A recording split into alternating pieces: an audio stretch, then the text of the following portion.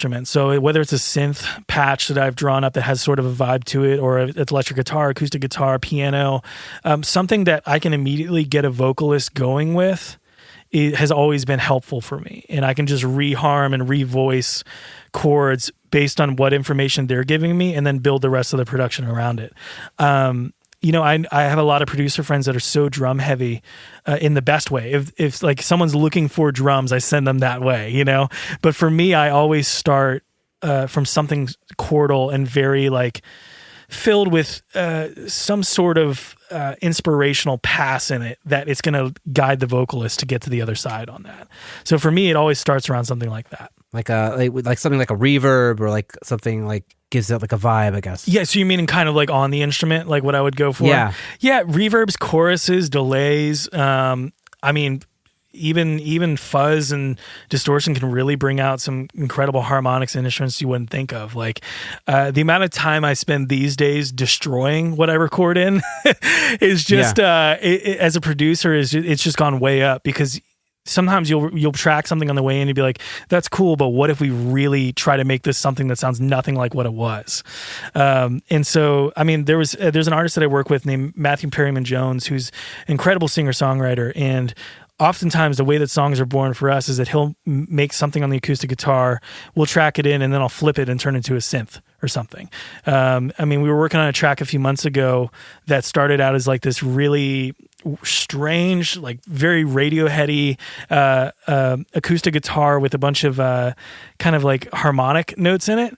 And we captured it in, and then I ran it through a couple gates and like the tremolator, and then I sent it through a reverb, and then pulled it back out, and then put it through another delay, and then got it in time, and it just was this crazy ethereal pad.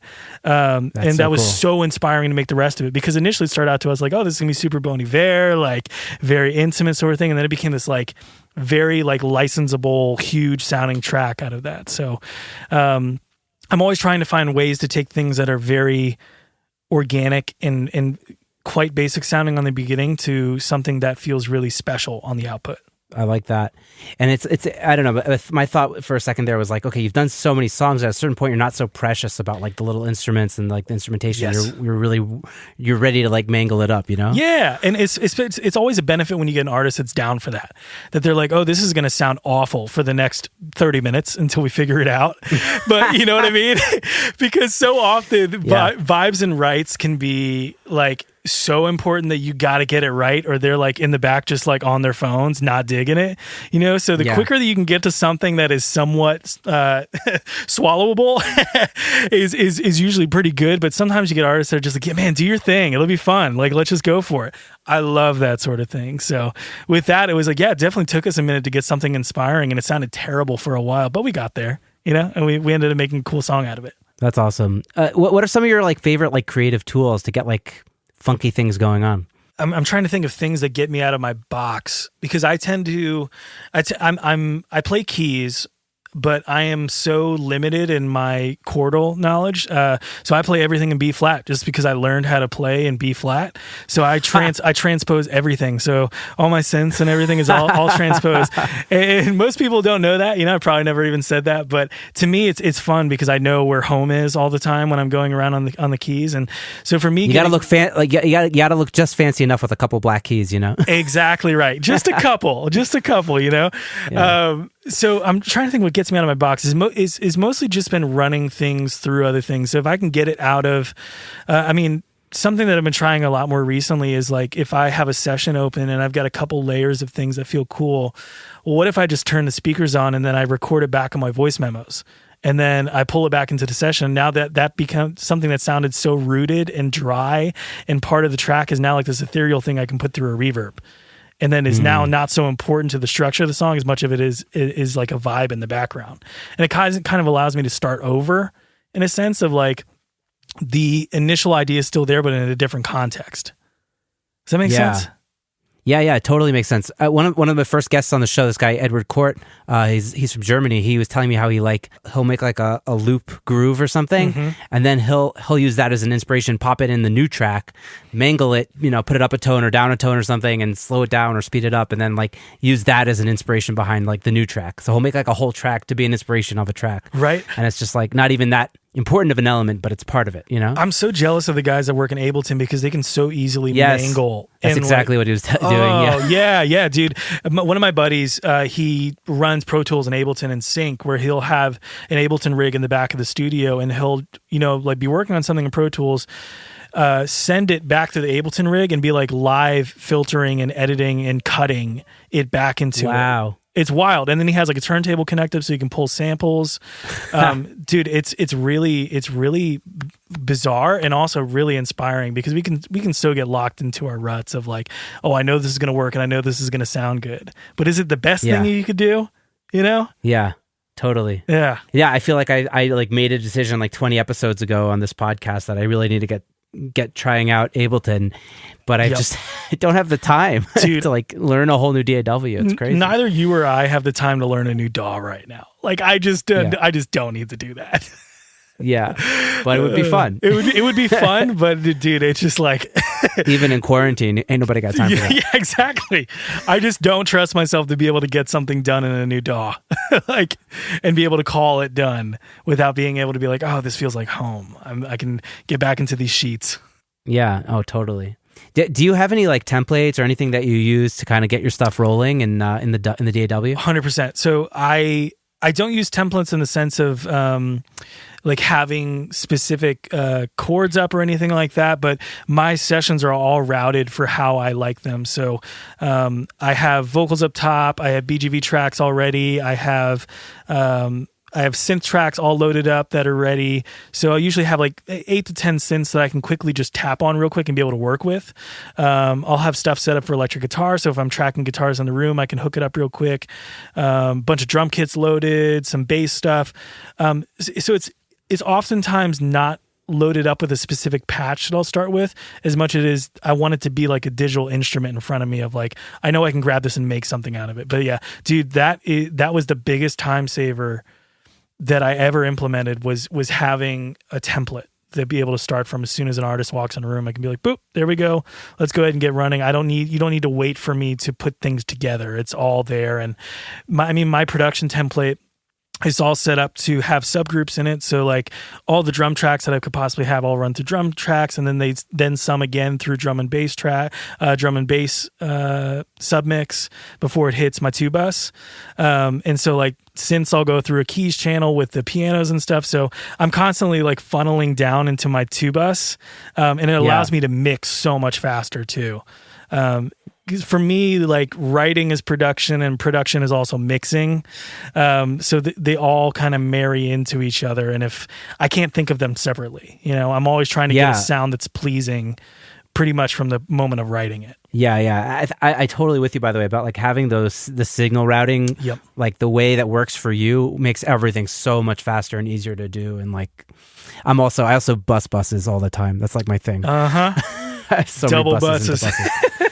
Triple buses, man. Yeah. Options, dude. It's a luxury. Yeah. And it just gives you like so many points of control in terms of like gain staging and all that stuff. Yeah. Because that's what I find super important. That's so important because you can change the vibe of something so easily just by just controlling the amount of gain that's going into the next stage. It can be really clean. If you turn it down, you can really get something hot and exciting and just like popping through your speakers if you just push it a little bit more and then dial it back on the other side. So I don't know. It's fun, man. Yeah. Mixing is really, really exciting these days. Yeah.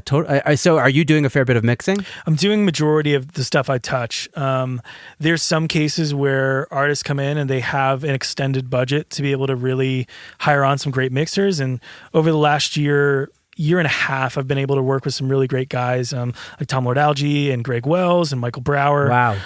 Just amazing. All amazing mixers. And they're really good people too, which I've discovered along the way of like, they really like care about the producer mixer relationship, and they want to make sure that they're serving what you gave them more so than being like, I'm this guy and I have this status and I'm going to take your mixes into my template and spit out whatever it is you're going to be happy.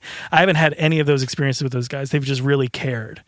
And they all have their own approaches and songs come back super different from all three of them. But, that I've worked with in my experience, but yeah, man. So it's kind of a mix of things where I will I'll I'll do the majority of the stuff I touch, but if someone does have the budget to go further and really get a great mixer on board that can do that extra 10%, I love being able to do that sort of thing. So it's like if they can afford like one of like the best mixers like that, then you'll pass the torch on. Then I'll pass it on and be like, I will. What's funny is like most of these guys now at this point in my experience, they want everything that you worked on wet. So if you are, I'm not sending sessions that I'm pulling all my plugins off of. I'm literally bound, like Brower specifically was wanting things through your 2-bus, everything that you had it set up the way it was. So he takes it from that point and then takes it to the next level. And I'm finding more and more guys that are doing that sort of thing. Even Greg was that sort of way. He wanted a few things off the 2-bus, but they all kind of want a starting point of what the client signed off on, and then they're able to elevate it to the next level. Because the last thing they want to do is have to recreate the vocal reverb and delay that the artist loves. And then you're stuck in this cycle of like, oh, well, this mix isn't that good. And in actuality, it's like 10 times better because it's really been processed well and run through some great gear. And it's been really thought of well placement and panning wise. But I'm finding more and more mixers that I encounter, they want your starting point that you came from and be able to elevate it to the next level. That's super interesting. I would not have thought that. It blew me away because I was like, oh, cool. You guys want me to take like all this stuff off and then just send you the session or just print dry stems, right? And they're like, no, please don't do that.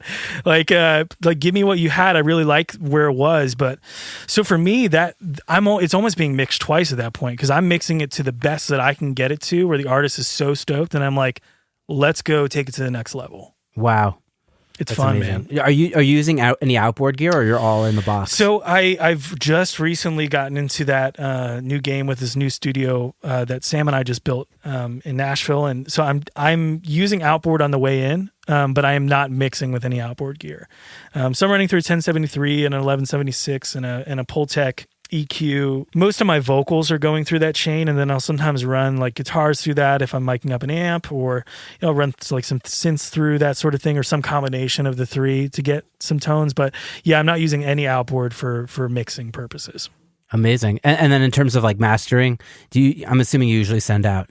100% of the time, yeah. Even if the artist doesn't have the budget for it, which in rare cases we'll work on something for licensing that either the publishing house or the label that's working on something will just be like, hey, like this is something we're just going to use for pitch, and then maybe we'll master it afterwards. I will always put up the money to be able to have something mastered because it makes such a difference, dude. Like my final mix is a mix. It's not a master. And that was one of the biggest things that I learned in building a relationship with Sam is like his ability. We're talking about Sam Moses, by the way. Yes. Oh, yes, we are. And he knows when something's done. And so there's been multiple times where it's like I've sent something to him and he's like, yeah, this is great. He's like, leave everything on it. I want to take it from this point to this next point. Or he's just been like, hey, there's something going on in your 2-bus that I don't love. Like, go ahead and nix that. And I would say having that sort of relationship with a mastering engineer, you don't have to be in the same studio as them, but if you have an open relationship with them and they know what your songs sound like and they know what your productions sound like, they can diagnose an issue on the start. They can really like help you out from the beginning. Yeah, it's interesting that you're saying that. It's like I have a relationship with producers that like I mix for sometimes, and it's just like having that like that correspondence like helps each other work so much. Like it's just great to have that kind of like dialogue all the time, Oh yeah, and you have to benefit so much from that, from producers that you've been working with for a while, where it's like what you get from them, it's at a certain standard, or if something comes out squirrely, you can hit them up and be like, hey, this doesn't sound like you, and you have enough of a rapport where that's not an offensive statement. It's I want to help make this the best thing possible statement. It's going to help everybody. Exactly. Right?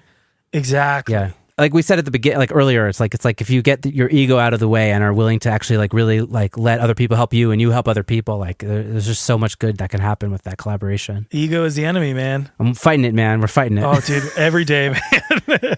Every day. So how do you think being an artist in your own right has impacted your work as a music producer working with other artists?